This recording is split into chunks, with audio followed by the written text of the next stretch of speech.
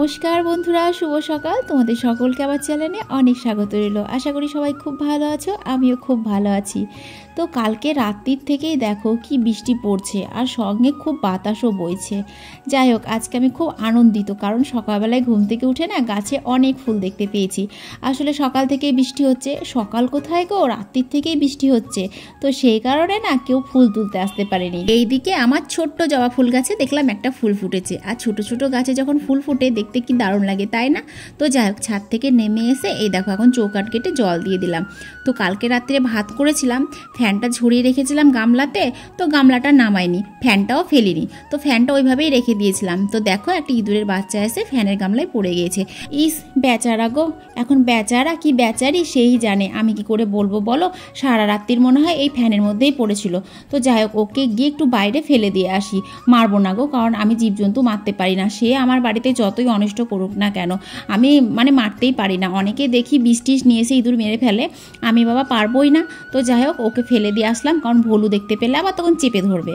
ভোলু এখনও ঘরে ঘুমাচ্ছে, বেচারি ওই বা কী করবে বলো, বৃষ্টি পড়ছে বাইরে, আর বৃষ্টি পড়লেই বা কি না পড়লেই বা কি, ও তো ঘর থেকে বেরোয় না। তো যাই হোক ওইদিকে ইঁদুরটাকে বাইরে রেখে দিয়ে আসলাম, আর ঘরের মধ্যে যত এঁটো বাসনকুসন ছিল সব এখন নামিয়ে নিলাম। আজকে জানো তো সকাল থেকে কারেন্ট নেই, আর কারেন্ট আসবেই বা কী করে, যে জোরে বাতাস বইছে কোথায় তার ছিঁড়ে পড়ে যাবে তার ঠিক নেই। তো ঠিকই করেছে একদিক দিয়ে, কারণ বাতাস বইছে বৃষ্টি পড়ছে, কারেন্টের তার ছিঁড়ে গেলে তখন কত মানুষের ক্ষতি হবে তার ঠিক নেই।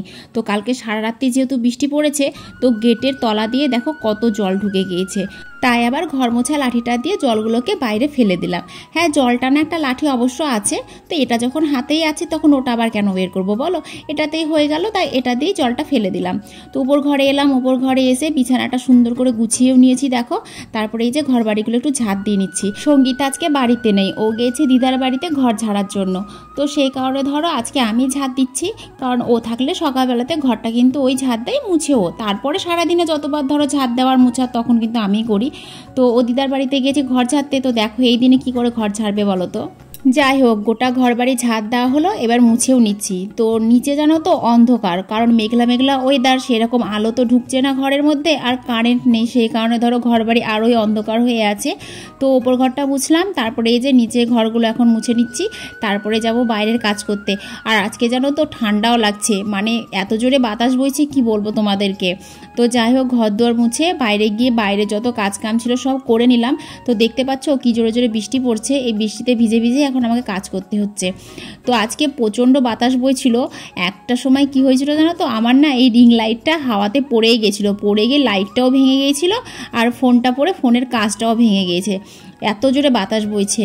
তো যাই হোক রিং লাইটটা পরে ঠিকঠাক করলাম, যখন লাইন আসবে তখন দেখতে হবে জ্বলছে কি না। আর ফোনের কাঁচটা তো গিয়েছে ভেঙে, ভাগ্যিস ফোনের আসল কাঁচটা ভাঙেনি, যদি ভাঙতো তাহলে আমার যে কত টাকা খরচা হতো তার ঠিক নেই। যাই হোক কালকে আমার বর গাছ কাটছিল, গাছ কাটতে কাটতে সাদা ফুলের 3-4টে ডাল কেটে দিয়েছিল। তো ডালগুলোকে নিয়ে এসে পাতা ছাড়িয়ে আমি আবার এই বালতির মধ্যে পুঁতে রেখেছিলাম।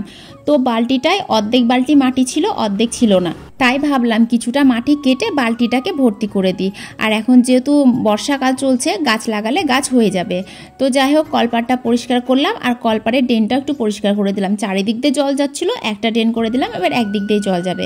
তো এখন রাস্তাটা ঝাড় দিতে এসেছি, রাস্তাটার কি অবস্থা ছিল দেখতেই তো পাচ্ছ, পাতা লতায় একেবারে যাচ্ছে তাই অবস্থা। তো বর গিয়েছিল সকালবেলায় বাজার করতে, শুধু যে বর গিয়েছিল এমন না, সঙ্গে কিন্তু ছেলেও গিয়েছিল। দেখো দুটোতে ভিজতে ভিজতে বাড়িতে এলো, তো অনেক কিছুই বাজার করে নিয়ে এসেছে।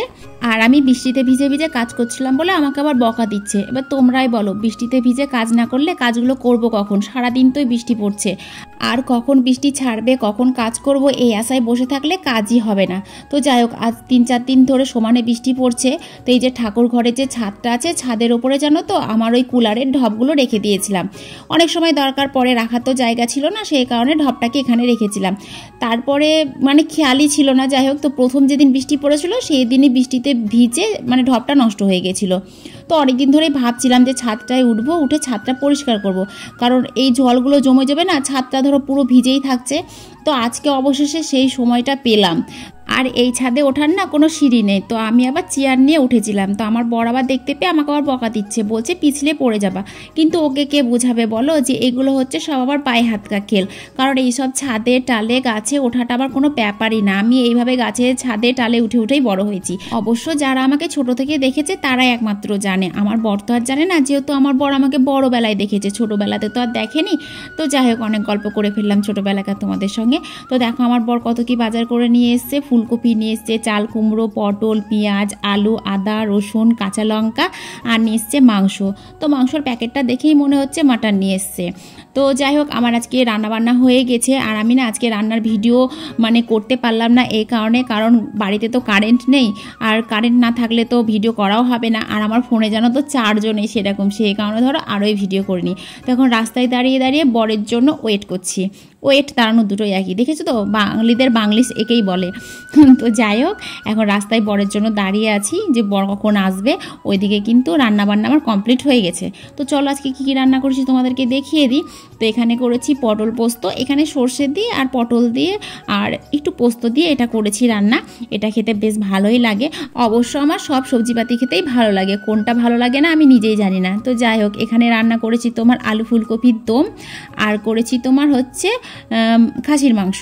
তো মাংসটা মানে কড়াইতে প্রথমে কষিয়ে নিয়েছিলাম, তারপরে প্রেসার কুকারে একটু সেদ্ধ করে নিলাম, কারণ খাসির মাংস হতে না অনেকটা টাইম লাগে। তো আমি কী করি জানো তো, আমি প্রথমে মাংসটাকে মানে কড়াইতেই কষিয়ে নিই, তারপরে তোমার প্রেসার কুকারে 4টে সিটি মারি।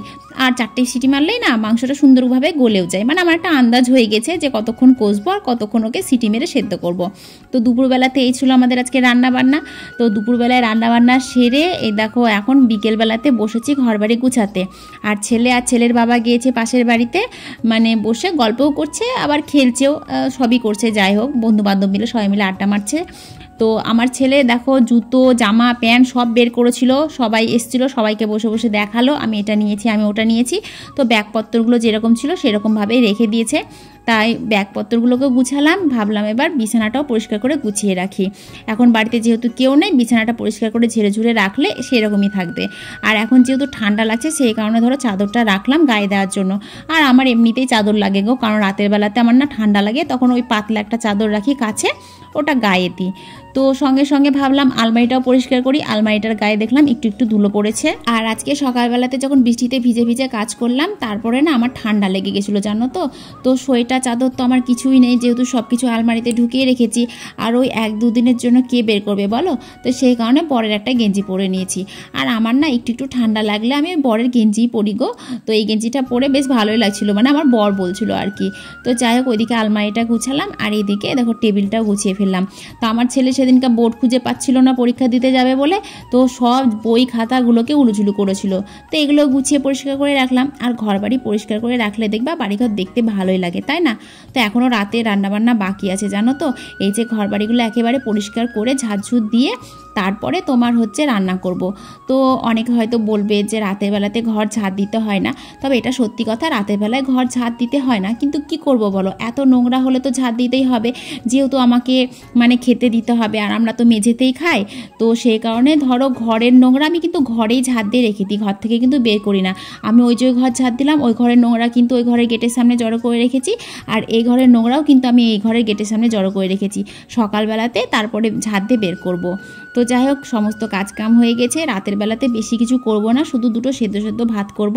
তার কারণ ওই যে দুপুরের অনেক সবজিপাতি আছে, আর আমি না খাসির মাংস খাই না। আমি দুপুরেও খাইনি, আমি তো রাত্রেও তো খাবো না, কারণ আমি খাসির মাংস খাই না।